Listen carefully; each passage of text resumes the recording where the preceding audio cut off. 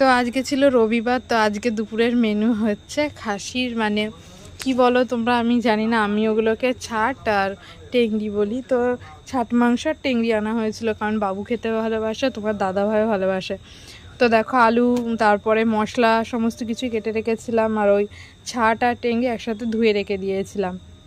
তো আলু ভেজে নিয়েছিলাম, আর হচ্ছে তোমার আদা রসুন জিরে কাঁচা লঙ্কা সব বেটে রেখেছিলাম, পেঁয়াজ কেটে রেখেছিলাম।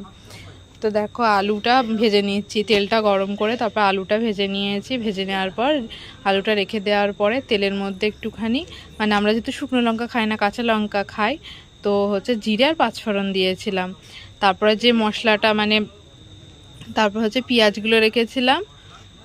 কথা একটু আগে পরে হয়ে গেলে কিছু মনে করো না, কারণ অনেক সময় তাড়াতাড়িতেও হয়ে যায়। তো পেঁয়াজ দিয়ে দিয়েছিলাম, তো ফোড়নের মধ্যে জিরে তেজপাতা দিয়েছিলাম, আর পেঁয়াজ দিয়ে ভালো করে ভেজে নেওয়ার পর তারপরে যে বাটা মশলাটা আদা জিরে কাঁচা লঙ্কা রসুন বাটা বেটেছিলাম ওটা একটু ভালো করে কষিয়ে নিলাম। না হলে ওটা তো তেলের ওপর কষিয়ে নিলে ভালো হয়, না হলে অনেকটা গন্ধ বেরোয়। তারপরে হচ্ছে তোমার টমেটো ছিল, টমেটোটা কেটে নিয়ে ওর ওপরে দিয়ে দিলাম। তারপরে লবণ দিলাম, যেহেতু আমরা পাতে লবণ খাই না তাই তরকারিতে একটু বেশি লবণ দিই।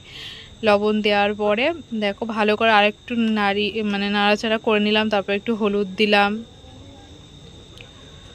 হলুদ দিয়ে ভালো করে নেড়ে নিলাম। না কি বলো তো গন্ধ বেরোয় কাঁচা কাঁচা, যদি মশলাটা ঠিকভাবে মানে ভালো করে না কষানো হয়।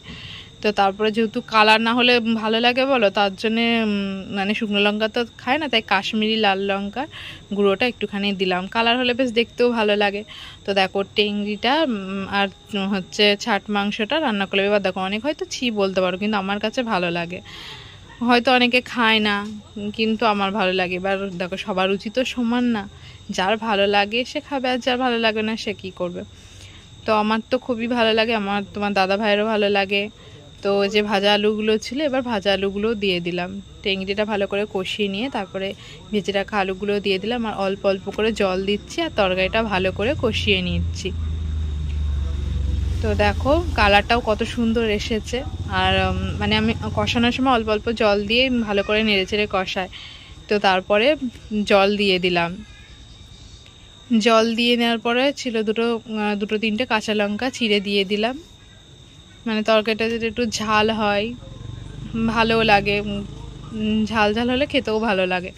তো দেখো নামিয়ে নিলাম এখন। তো এই কড়াইটা অনেক দিনকারের পুরনো, কিছু কেউ মনে করো না, নতুন নেব। তো তরকারিটা নামিয়ে নিলাম। দেখো নামানোর পরে এত সুন্দর কালার হয়েছে কি বলবো তোমাদের।